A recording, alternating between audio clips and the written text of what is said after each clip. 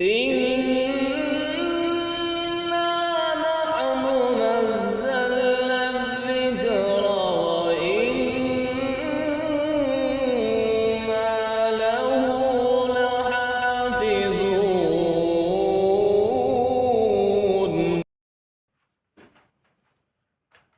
أعوذ بالله من الشيطان الرجيم. بسم الله الرحمن الرحيم.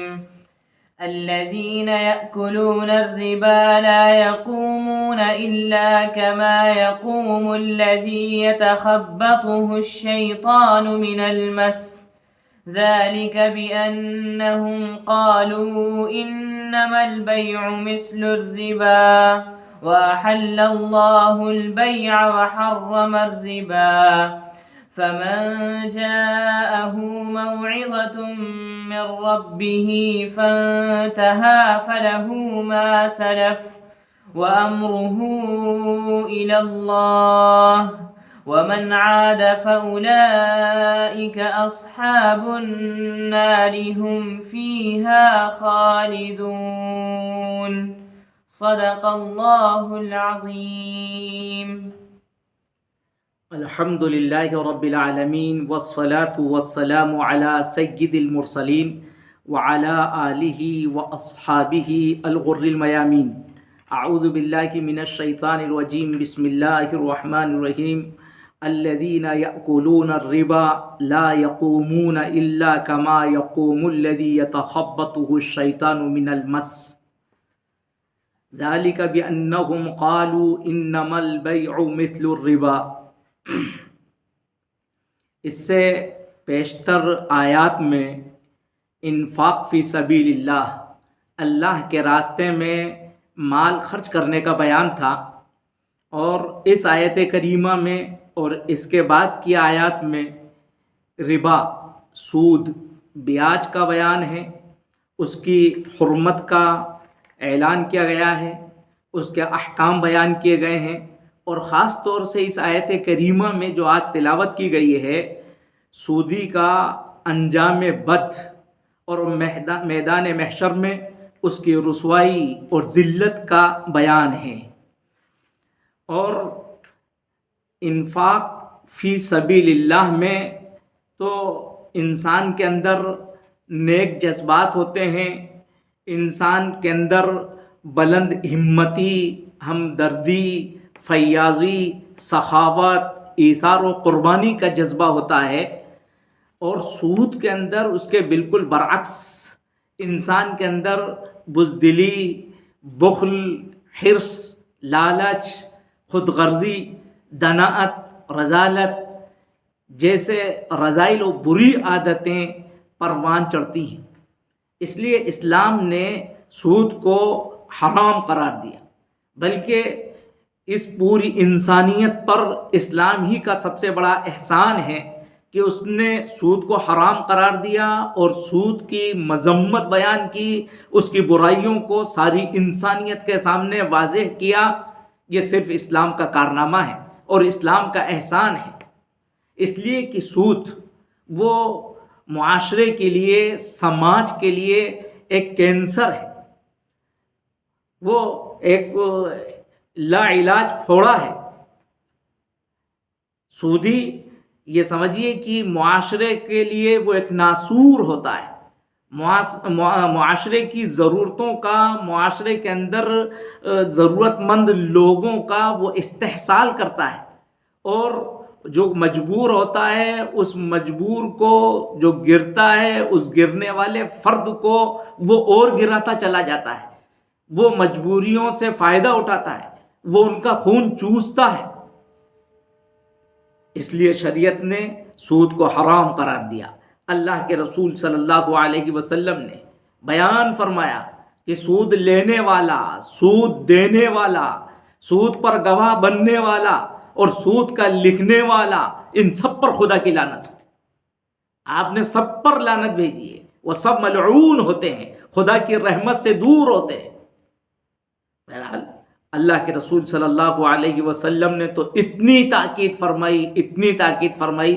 حضرت انس رضی اللہ تعالیٰ عنہ کی روایت ہے کہ جس شخص کو قرض دے دیا جائے تو اس مقروض کی سواری پر بھی انسان سوار نہ ہو.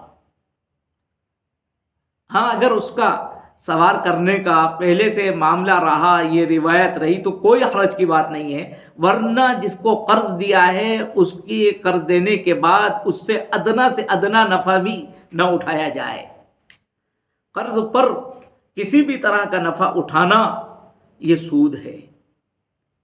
ایک روایت میں فرمایا گیا کل قرض جر نفعا فهو ربا، قرض کے بدلے میں جو بھی نفع چلا آئے گا بس وہ سود ہے. اس لیے سود سے اجتناب کرنا ہے، انسان کو بچنا ہے. قرآن مجید کتنی سخت وعید سناتا ہے ان لوگوں کو جو سود لیتے ہیں، سود کھاتے ہیں، سود کو اپنی زندگی میں اختیار کرتے ہیں. فرمایا وہ لوگ الذین یأکلون الربا، جو سود کھاتے ہیں، لا یقومون، وہ نہیں اٹھیں گے، یعنی اپنی قبروں سے نہیں اٹھیں گے، الا کما یقوم الذی یتخبطہ الشیطان من المس، مگر اس شخص کی طرح سے جس کو شیطان نے چھو کر لپٹ کر خپتی کر دیا، اس طرح سے وہ اٹھیں گے. الا کما یقوم الذی یتخبطہ الشیطان، شیطان نے جس کو باولا کر دیا، تو جیسے ایک باولا شخص اٹھتا ہے، ایک پاگل اٹھتا ہے، اس پاگل اور باولے اور دیوانے انسان کی طرح سے ایسے لوگ اپنی قبروں سے اٹھیں گے. میدان محشر میں وہ شخص جو قرض لیتا تھا، سود کھاتا تھا، اس کا انجام بد یہ ہوگا کہ وہ باولا اٹھے گا. ظاہر ہے کہ قیامت میں انسان اسی حالت میں اٹھایا جائے گا جس حالت میں وہ دنیا سے گیا ہوگا. ایک سودی جو دنیا میں جب رہتا ہے تو در حقیقت وہ ایک باولے کی طرح سے رہتا ہے. وہ اپنی دولت کا دیوانہ ہوتا ہے، اپنی دولت کے جنون میں وہ کسی کا خیال نہیں کرتا. ایک انسان ایک بیمار کو، ایک ضرورت مند کو قرض دیتا ہے، اور جب قرض کی مدت ہو جاتی ہے تو وہ اس کے در پر جاتا ہے، کنڈی کھٹکھٹاتا ہے اور اس سے اپنے قرض کا مطالبہ کرتا ہے. اور جب وہ کوئی عذر کرتا ہے تو یہ اس کے عذر کی طرف کوئی توجہ نہیں کرتا اور کہتا ہے دیکھو اب یہ تمہارے قرض کی اور اس پر جو سود کی شرح ہے وہ اس میں اتنا اضافہ ہو گیا ہے. ابھی 2% تھا، اب یہ 4% ہو گیا ہے، 4 تھا یہ 8% ہو گیا ہے. وہ جا کر اس سے اس کی بیماری میں اس کے احوال دریافت نہیں کرتا، اس کی مجبوری میں اس کو دلاسا نہیں دیتا، اس کو اس سے کوئی سروکار نہیں، اس سے کوئی مطلب نہیں ہے. وہ دولت کا دیوانہ ہے، وہ دولت کا بھوکا ہے. جس طرح سے وہ دنیا میں ایسا باولا بنا رہا، دولت کا دیوانہ رہا، میدان محشر میں جب اٹھے گا تو وہ اسی حالت کے اندر اٹھے گا. قرآن مجید نے اسی کا ذکر فرمایا، لا یقومون، وہ نہیں اٹھیں گے. کہاں سے نہیں اٹھیں گے؟ لا یقومون من قبورہم، وہ اپنی قبروں سے نہیں اٹھیں گے. الا کما یقوم الذی یتخبطہ الشیطان، مگر اسی شخص کی طرح سے جس کو شیطان نے خپتی کر دیا ہو.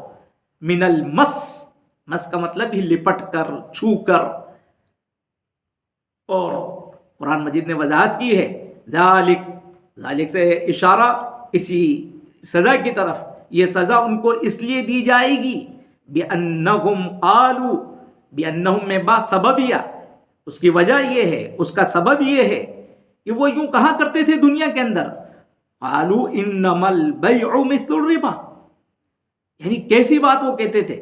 ایک باولا جو بات کہتا ہے، ایک وہ شخص جس کی عقل ماری گئی ہو جو بات کہتا ہے، وہی بات اور وہی جملہ یہ دہرایا کرتے تھے. وہ یوں کہا کرتے تھے دنیا میں، انما البیع مثل الربا، بیع، خرید و فروخت، تجارت سودی کی طرح سے ہے. جس طرح سے ایک انسان اپنی تجارت پر، اپنی خرید و فروخت پر نفع اٹھاتا ہے، اسی طرح سے وہ کسی کو مال دے کر اس پر سود لے کر نفع اٹھاتا ہے. ظاہر ہے وہ سود کو بیع پر قیاس کرتے ہیں، بیع کو سود پر قیاس کرتے ہیں، دونوں کو ایک ہی قرار دیتے ہیں. ایسی بات وہی شخص کہہ سکتا ہے جس کی عقل ماری گئی ہو۔ قرآن مجید نے ان کے اس بے تکی بات کا جواب نہیں دیا، ایک حاکمانہ جواب یہاں دیا گیا۔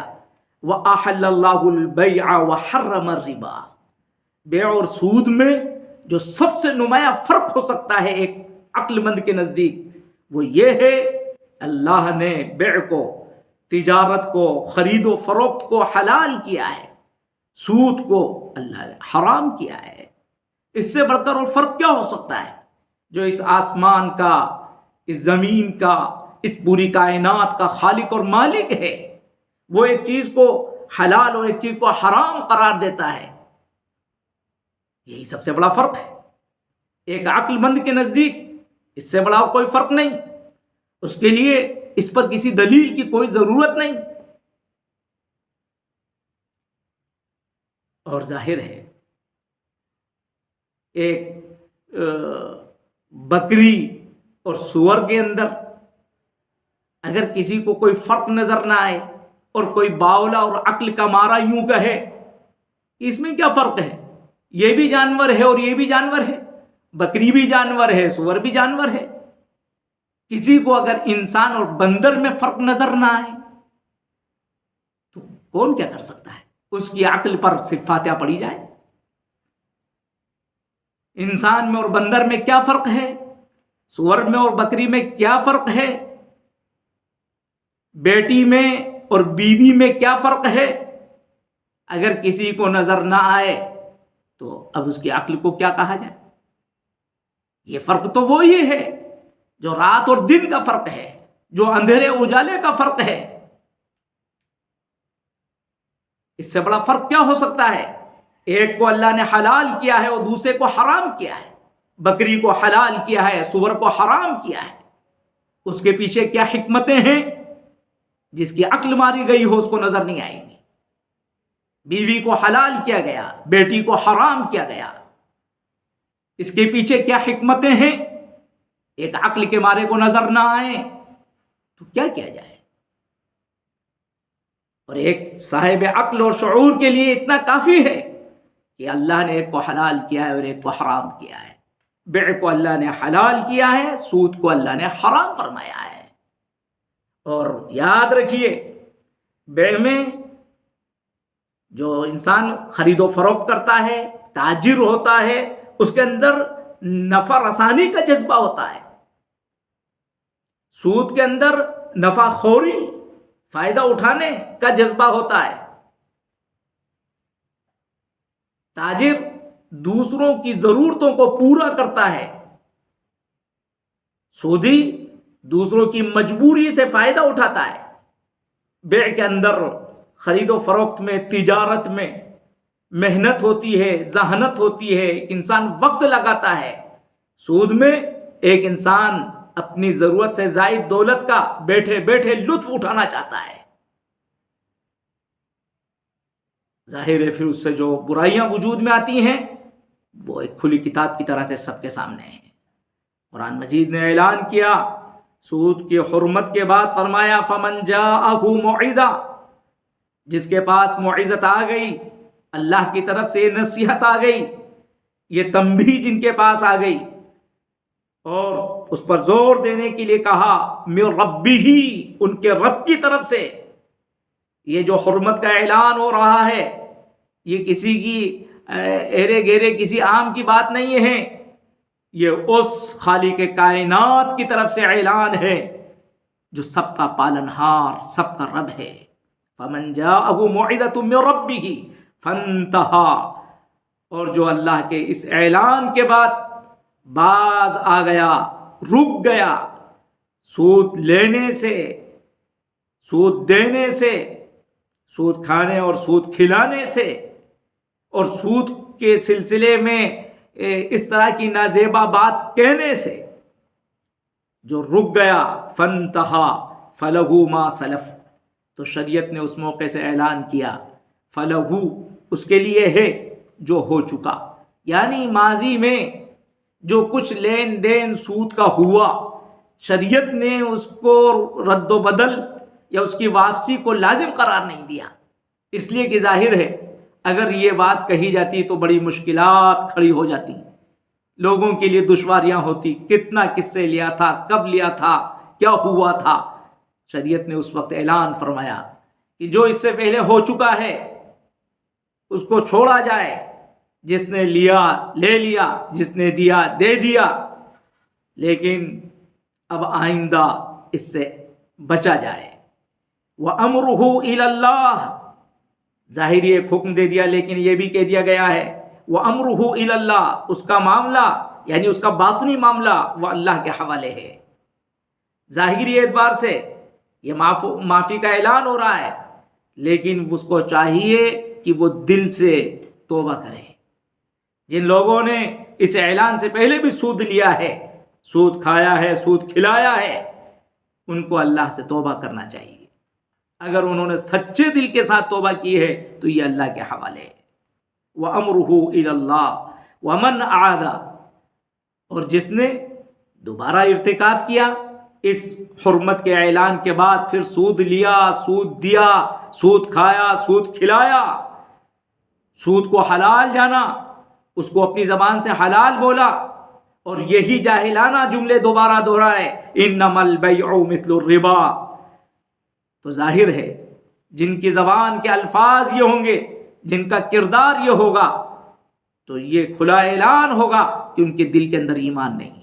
جو اللہ کی اس بات کو اور اس واضح اعلان کو ٹھکرائیں گے وہ گویا کہ اللہ کے حکم کے منکر ہیں، وہ زبان سے ایمان کے دعوے دار ہیں لیکن عمل ان کا منافقانہ ہے، مشرکانہ اور کافرانہ کردار ان کا ہے۔ ومن عاد، اور جو ایسا کریں گے، سود کو حلال سمجھیں گے، سود کے حلت کے حلال ہونے کے فتوے دیں گے، اس کو رواج دیں گے، فَأُولَٰئِكَ أَصْحَابُ النَّارِ، وہ دوزخی ہیں۔ اس لیے کہ سود کو حلال سمجھنا، اس کو حلال بولنا یہ کفر ہے، اور جو کافر ہوں گے ہم فیہا خالدون، وہ اس میں ہمیشہ ہمیشہ رہیں گے۔ بہرحال ان آیتوں میں بڑی وعید ہے، ہمیں سود سے اجتناب کرنا چاہیے، بچنا چاہیے۔ سود ایسے ہی حرام ہے جیسے شراب حرام ہے۔ سود جو بھی ہو، چاہے وہ تجارت کا ہو، چاہے وہ بینک کا ہو، اس سے بچنا چاہیے، اس کو اپنی ضرورت میں استعمال نہیں کرنا چاہیے، اور اس کے سلسلے کی وضاحتیں وہ معلوم کرنا چاہیے۔ اللہ رب العزت دعا ہے کہ اللہ ہم سبھی کو سود سے، سودی نظام سے بچنے کی توفیق عطا فرمائے۔ آمین یا رب العالمین۔